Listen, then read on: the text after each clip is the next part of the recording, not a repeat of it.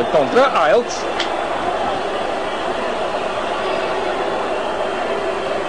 Стоичков към Пенев. И веднага стартира Красимир Балаков. Няма, разбира се, засада. Срещу него Матия Замер. Какво ще направи Замер? Успя чисто да отнеме топката от краката на Краси Балаков. Трябва да използват всяка възможност за контратака българските футболисти, тъй като германците от тук нататък нямат за мнение, ще играят само в нападение. Хеслер. Хелмер. Ето виждате, Христо Стоичков се е върнал да помага на нашата защита. Хеслер разтяга на дясно играта към Андреас Мьолер.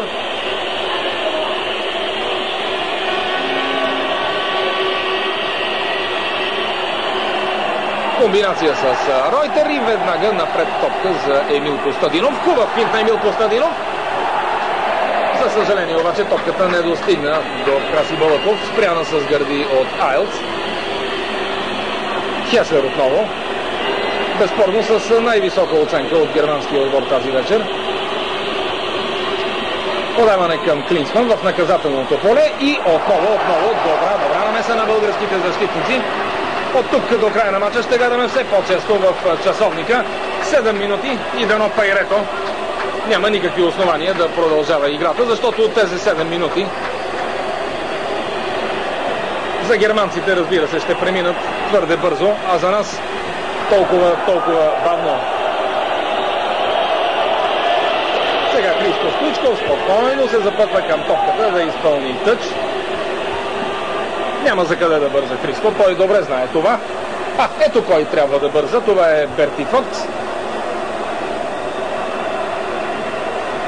В германската преса нееднократно се пишеше, че ако Фокс загуби тази среща, не е изключено, както се казва, неговата глава да падне. Разбира се, това е казано в преносен смисъл. Контратака за Германия. Штунц. Сега опасно Клинсман и слава богу, топката е на метър над напречната града. Боби Михайлов разговаря нещо с Пайрето, може би той се е съмнявал дали няма положение на засада, но е съвсем видно, че Клинсман бе пред нашата защита. Трябва да издържат българските футболисти в оставащите минути. Нервничи и Сеп Майер, няма защо да не нервничи и Юрген Клинсман. Имаше шанс днес голмайстора на германците в 18-та минута, но след това не направи почти нищо. Поредна германска атака. Матия Замер на дясно. Ройтер опитва пробив през центъра. Трябва да бъде спрян. Цанко трябва да бъде сега близо до Мьолер. И браво на Цанко Цветанов. Не само, че спря пътя на Андреас Мьолер, но спечели и тъч за нашия отбор. Още няколко секунди спокойствие.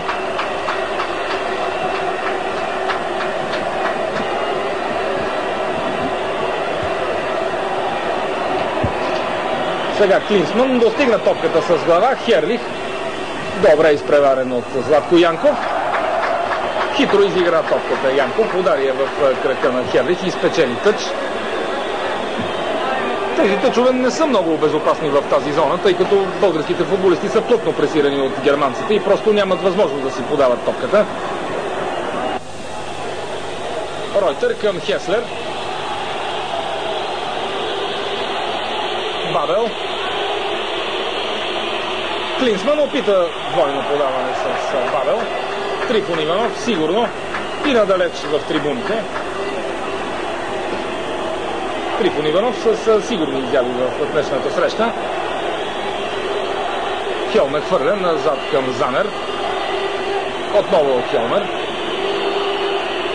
Поредно центриране в нашето наказателно поле. За пореден път спряха атаката. Нашите сега, това е лошо Клинсман. И браво, гол няма. Спокойно, уважаеми зрители, Боби Михайлов успя да парира удара, но дано да не е с цената на контузия. Това бе много важен психологически момент. Удържахме и тази германска атака. Това става вече 3 минути и половина преди края. Вижте още веднъж повторението, как просто изскочи зад гърба на българската защита. Клинсман нанесе силен удар с левия крак в главата на Боби Михайлов. И добре, че нашия вратар така самопожертвователно спаси своя отбор, както неведнъж капитана го е правил. Сега Минута отдих, глътка вода за футболистите на България, които трябва да изиграят тези толкова важни 3 минути, така както играха през цялата среща до сега с цялото си мъжество и да покажат за пореден път, че са наистина една от големите световни футболни сили.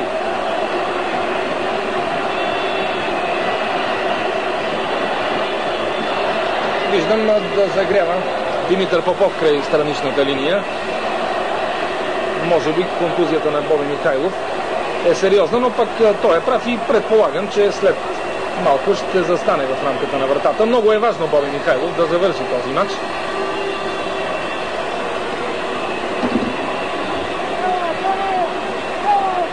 Така и ще бъде.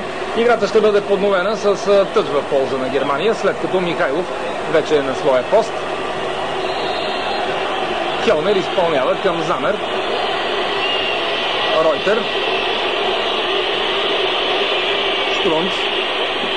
Опасно влизане на Штрунц. Това ще бъде нарушение. Пайрето сега ще покаже жълт картон. Не, въздържа се и това е добре. Трифон Иванов извърши нарушението, а Хеслер ще изпълни прекия свободен удар. Всички футболисти на Бертифос без Айлц в нашето наказателно поле. Хеслер, високо центриране и за щастие след удара с глава на Хелмер и рикошета, ъглов удар. Последни наистина инфарктни минути, уважаеми зрители. Инфарктни за всички тези, които обичат българския отбор. Инфарктни за всички българи. Хеслер. Христо Стоичков е пред него. Поредно центриране. Петър Купчев най-сигурен в борбата на втория етаж. И тази атака безспряна. Сега обаче няма засада и това е неприятно. Боби Михайлов трябва да излезе и излиза и лови. Браво, Боби! 88 минута започна да тече от началото на срещата. 3-2 за България срещу Германия. След като германците водеха с 2-0, нашите обърнаха по един изключителен начин резултата в своя полза. Краси Балъков наляво към Костадинов. Срещу него Штрунц. Продължава атаката на Костадинов. И хубаво подаване към Балъков в наказателното поле. Какво ще измисли Балъков? За съжаление, бе париран от Андрея Смьолев. Прекрасен шпагат на Наско Сираков, поне за миг спря атаката. И сега разбира се, че засада, разбира се. И Херлих, и Клинсман бяха зад българската защита.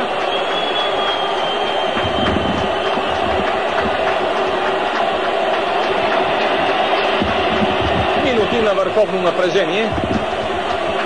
Минути, в които българите, макар и на предела вече на своите възможности, казвам за пореден път, трябва да издържат. Тече вече 90-та минута на срещата. От тук нататък само и единствено Пиер Луиджи Пайрето ще реши кога тази среща ще завърши. Хеслер към Мьолер. Предполагам, че ще последва поредното дълго подаване в нашето поле. Спокойно Емил Кременлиев, атакуван от Херлих.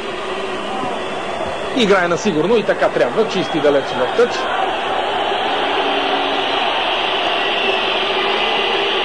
Вече тече 91-та минута от началото на срещата. Успяха да овладеят нашата топката. Браво на Краси Балъков. Бе фаулиран и сега ще има пореден картон. Това е Матиас Замер, който бе декориран в жълто от Пайрето. Пиер Луиджи Пайрето, който в интерес на истината извири по един блестящ начин тази среща. Сега не бива да бърза Краси Балъков да става от земята. Наистина нямаме за къде да бързаме. Всяка секунда, спечелена секунда в този момент е ценна за България. Разбира се и за българския футбол. Стана Краси Балъков, след като Пайрето му направи предупреждение, че може да го предупреди официално. Трифон Иванов изпълнява прекия свободен удар. Топка към Христо Стоичков. Какво ще направи Христо? Той е в наказателното поле. Прекрасно центриране. Кьопке боксира. И сега има условия за германска атака. Хелмер. Добра техника срещу Емил Кременлиев. Видя надясно Ройтер. Той отново към Хелмер и чудесно Кременлиев прави своя пореден много силен мач в националния отбор. Втора смяна ще бъде извършена в състава на Германия с номер 13 Улф Кирстен в игра. Типичен централен нападател. Улф Кирстен, футболист на Байер Леверкузен. А Хелмер подава след тъча към Хеслер. И тъч, това не е корнер, странично хвърляне. Хеслер ще изпълни. Започват да горят вече факлите по трибуните на националния стадион. Замер. Хеслер, високо центриране. За съжаление спечелиха германците този въздушен двубой. Това е опасно, не бива да се дава възможност на Замер. Спокойно, топката е в българско владение и няма защо Матиас Замер да поглежда с поглед, изпълнен с надежда към Пайрето. Контратака на България. Емил Костадинов великолепно финтира Елц, влиза в наказателното поле и това може би ще бъде четвърти гол. Възможност Костадинов дали ще подаде на Пенев. За съжаление рикошет.